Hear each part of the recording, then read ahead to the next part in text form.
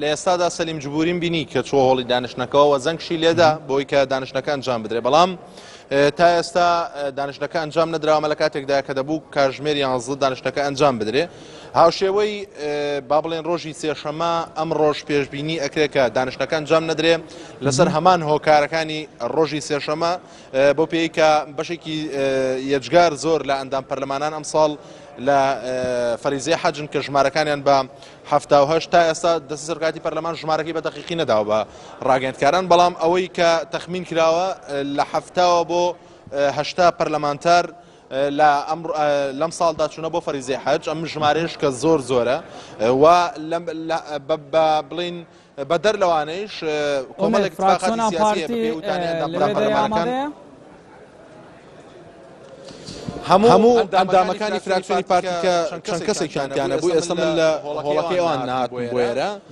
هەمویان دانیشتن خەسرۆگۆران تارغگەدی خەسرۆگۆران سەرۆکی فراکسیۆن تارغگەدی جێگیری هەموو ئەندامەکانی دیکە دانیشتون چاوەڕێی ئەوە دەکەن دانیشت وەکوتم بەشێکی کە ئەگەری ئەمڕۆ دانیشتەکە ئەنجام نەدرێت کە من لە زۆربەی فراکسیۆن لە زۆربەی پەرلەمانتارە کوردەکانم پرسی ئەوەیە کە ئەو اتفاقاتە سیاسیە کە با بڵێن فراکسیۆنی پارتی لەگەڵ لایەنەکاندا کردوێتی بەدەر لەمانە شوان ئەوەی کە ئەمڕۆ لە خشتەی کار ئەگەر تەزانیاری هەبیتن بەریە بچێ سەر خشتەیە کاریە ڕۆنشتنا پارلەمانی بەڵێ لە ڕاستیە شوان فراکسیۆنەکانی دیکە لە با بڵێن یەکێتی غیابی زۆرە ئومێد هەنێکی بسەکینە مەجالێ بدە من ئەنێ پارلەمانتارێن یەکەتی یەکگرتو کۆمەڵ و گۆڕان دێ ڕۆنشتنێدا بەشدار بن یاخود پارتی چ ڕێکەتنێک دگەلوان کریە و بەشدار نەبن نەخێر ئەوەی من زانیاریم هەبێت تا ئێستا پارتی لەگەڵ فراکسیۆنە کوردیەکان با بڵێن داوای لە فراکسیۆنە کوردەکان نەکردەوە تەنها بە شێوەیەکی گشتی داوای کۆکردنەوەی ئیمزای کردووە بۆ ئەوەی کە ئیمزا کۆ بکرێت ئیعادەی تەسوید لەسەر وەڵامەکانی وەشێر زێباری بدرێ ئەمەش لەلای ئەو پەرلەمانتارانە من چەند جارێک پەرلەمانتارەکانی گۆڕانم پرسیارم لیان کردووە کە مقاتعەیان کردووە کە ئامادە نین ئەو ئیمزایە بکەن وەکوتم فراکسیۆنی یەکێتی ئەمڕۆ غیابی هەیە هەر خۆی غیابی هەیە ینی چەند ئەندامێکی نەهاتووە بۆ بە هۆکاری جیاواز نەهاتوون و فراکسیۆنی گۆڕان هەمویان لێرن فراکسیۆنی یەکگرتو لە کاتی دەنگدان لەسەر وڵامەکانی وشار زێباریش بووبوون بە دوو بەشەوە دوو ئەندام پەرلەمانیان لە ژوورەوە بوو دەنگیان بە نەبوونی متمانە بە وشار زێباریدا بە وڵامەکانی وشار زێباری ئەوەکانی دیکە لە دەرەوەی دانیشتنەکە بوون واتە ببوون بە دوو بەشەوە فراکسیۆنی یەکگرتو فراکسیۆنی کۆمەڵ و شەرسی ئەندامەکەیان کۆکن لەسەر و بابەتە کە دەبێت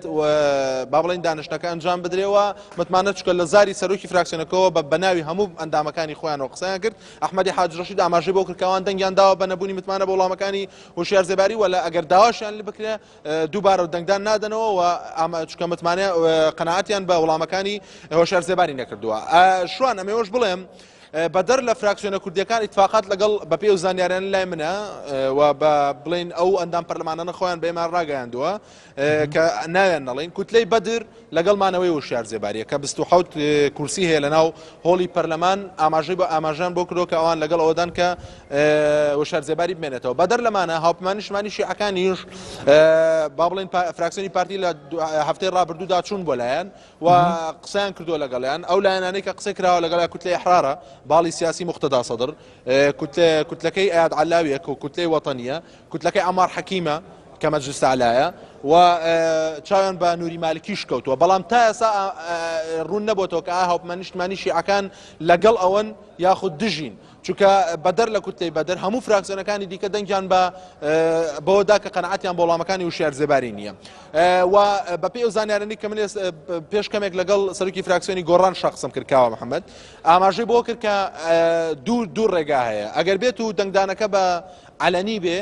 ئەوە تۆزێک زخوتاتەکەوێت سەر پەرلەمانتارەکان بەڵام ئەگەر بێت و دەنگدانەکەن هێن بێ و بە دڵنیایەوە وشار زێباری لا برێت چکە کات کەس نازانێت چێ دەنگ بەکرێدا بۆیە فشارێکی زۆر لەسەر دەستوی سەرۆکاتی پەرلەمانەکە دەنگدانەکەی وشار زێباری سەرۆکی بڵێن وەزیری دارای عێراق و شێوەی دەنگدانەکەی خالید عوبەیدی وەزیری بەرگری عێراق بێ بە شێوەی نهێنی بێ و هەر پەرلەمانتارێک سەرپشک بێ لە دەنگدان و ئەگەرێکی زۆر شێ دەنگدانەکەەوە بێ بەڵام بە شێوەیەکی گشتی بەپێی ئەو زانیارە لای منە ئەمڕۆ نیساب تەواو نابێت چکە زەنگ لێدا و نیساب تا ئێستا نییە ژمارە یاسایی بەڵام ئەگەر ئێمڕۆژ نەبێت وەکو ئەوان دەڵێن ئەندام پەرلەمانەکان لە دوای جەژن ڕاستەوخۆ دانیشتەکە دەبێت بکرێتە خشتەی کارەوە لێ سندەوەی متمانە لەو شارزێباری کە ئەمڕۆ هەیە لە خشتەی کارەکە ئەگەر ئەم دانیشتە هەڵگیرێ بۆ دوای جەژنیش دەبێت ئەو بڕگەیە بکرێتە خشتەی کارەوە و دەنگدان لەسەر لێ سندەوەی متمانە لەو شارزێباری بکرێەوە ناو هۆڵەکەدا یەکلایە بێتەوە کە ئایا پەرلەمانتاران دووبارە متمانە دەبەخشنەوە بۆ شارزێباری یاخود بە یەکجاری متمانەی لێوەردەگرنەوە وەکو لەگەڵ خالد عوبەیدیدا کردیان بەڵێ شوان ئومێد لە بەغدایە سپاس بۆتە